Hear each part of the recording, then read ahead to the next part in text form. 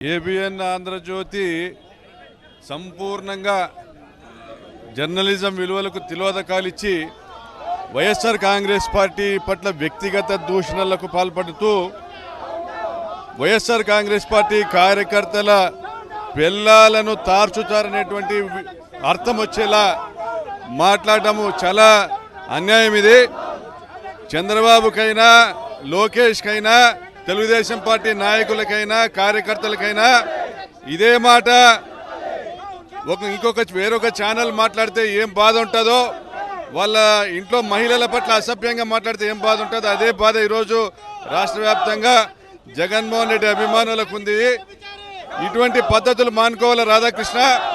రాధాకృష్ణ నువ్వు నీ బూతు రాతలు మాట్లాడుకుంటా నీ బూతు రాతలు నువ్వు రాస్తూ దుర్మార్గంగా జగన్మోహన్ రెడ్డి గారు ముఖ్యమంత్రిగా ఉన్నప్పుడు వారి క్యారెక్టర్ అసాసినేషన్ చేసినావు.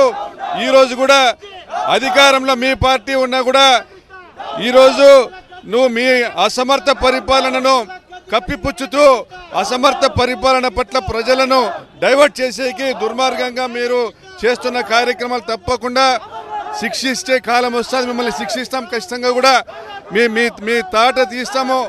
తప్పనిసరిగా మిమ్మల్ని తరిమి కొట్టే రోజు కూడా వస్తుంది. రాధాకృష్ణ, మీరు సమాజం ముందు వచ్చి క్షమాపణ చెప్పాల్సిందే. ఇది మీకు సంబంధించినటువంటి తప్పిదము జరిగింది, మీరు ఒప్పుకోవాల్సిందే. ఈ తప్పిదాన్ని మీరు క్షమాపణ ద్వారానైనా క్షమాపణ కోరి జగన్మోహన్ రెడ్డి గారిని మమ్మల్ని క్షమాపణ కోరైనా మీరు ఈ తప్పిదాన్ని ఒప్పుకోండి. లేదంటే రాబోయే కాలంలో ఆంధ్రజ్యోతి ఛానల్ ఎక్కడ కూడా కనపడకుండా, ఆంధ్రజ్యోతి పేపర్ ఎక్కడ కనపడకుండా కూడా చేస్తామని హెచ్చరిస్తా ఉన్నాం.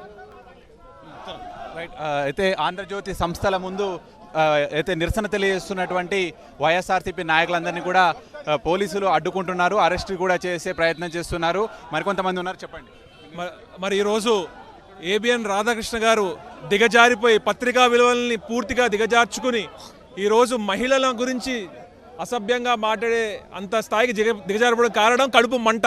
ఆ కడుపు మంట ఎందుకంటే అమరావతి ఏదైతే లక్షల కోట్లు తగలేస్తున్నారో దాని గురించి వ్యతిరేకంగా మాట్లాడి ఒక మంచి సలహా ఇచ్చినందుకు జగన్మోహన్ రెడ్డి గారి మీద పడి వైఎస్ఆర్ కాంగ్రెస్ పార్టీ శ్రేణుల మీద పడి ఈరోజు ఇలా ఏడుస్తున్నారు. వీళ్ళు అక్కడ ల్యాండ్లు కొనుక్కున్నారు, ఆ ల్యాండ్ రేట్లు పెరగవని చెప్పి బాధ తప్ప వీళ్ళకి ఏమీ లేదు. ప్రజలంటే లేదు, ప్రజల మీద అప్పులేసి ప్రజల మీద వేసి చాలా ఇబ్బంది పెడుతున్నారు. ఈ ఏబిఎన్ రాధాకృష్ణ వెంటనే క్షమాపణ చెప్పాలి వైఎస్ఆర్ కాంగ్రెస్ పార్టీకి, జగన్మోహన్ రెడ్డి గారికి.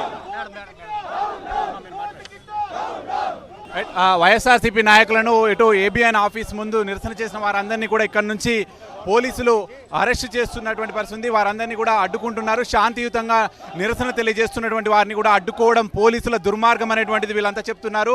ముఖ్యంగా అటు వైఎస్ఆర్సీపీ నాయకుల మహిళలందరినీ కూడా ఈ విధంగా కించపరుస్తూ జర్నలిజం చేస్తున్న వారిని అరెస్టు చేయాలి, తక్షణమే వారిపై కేసులు నమోదు చేయాలి అనేటువంటిది డిమాండ్ చేస్తున్నారు. సో వారందరినీ కూడా అరెస్ట్ చేస్తున్నటువంటి పరిస్థితి కూడా చూస్తున్నాం. డౌన్ రాధాకృష్ణ, డౌన్ రాధాకృష్ణ, భూత పత్రిక రాధాకృష్ణ, బ్రోకర్ రాధాకృష్ణ. పోలీసులు కూడా అరెస్ట్ చేస్తున్నారు, అడ్డుకుంటున్నారు. మీ డిమాండ్ ఏంటి? అరెస్టులు చేసిన మా ఉద్యమం ఆగదు. రాధాకృష్ణ క్షమాపణ చెప్పాలా? లెంపలేసుకొని క్షమాపణ చెప్పేదాకా వైఎస్ఆర్ కుటుంబం మీద రాసిన రాతల్ని వెనక్కి తీసుకొని చెంపలేసుకొని క్షమాపణ చెప్పేదాకా రాధాకృష్ణని వదిలిపెట్టే ప్రసక్తి ఉండదు. బ్రోకర్ రాధాకృష్ణ, బూతు పత్రిక రాధాకృష్ణ, బ్రోకర్ రాధాకృష్ణ, బూతు పత్రిక Radhakrishna. Down Radhakrishna, down Radhakrishna, broker Radhakrishna.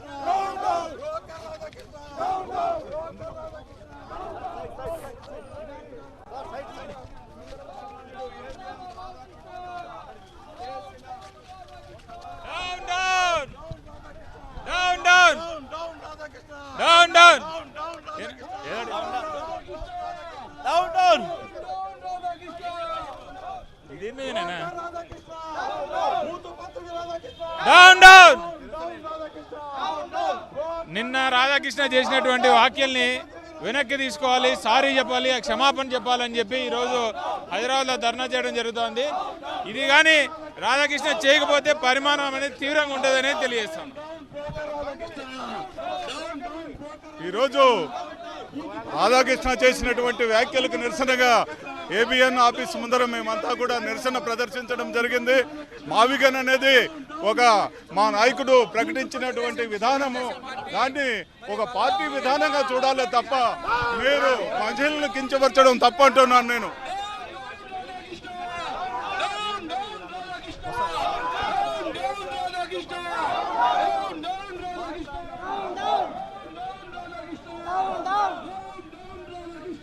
జరగాలి మీరు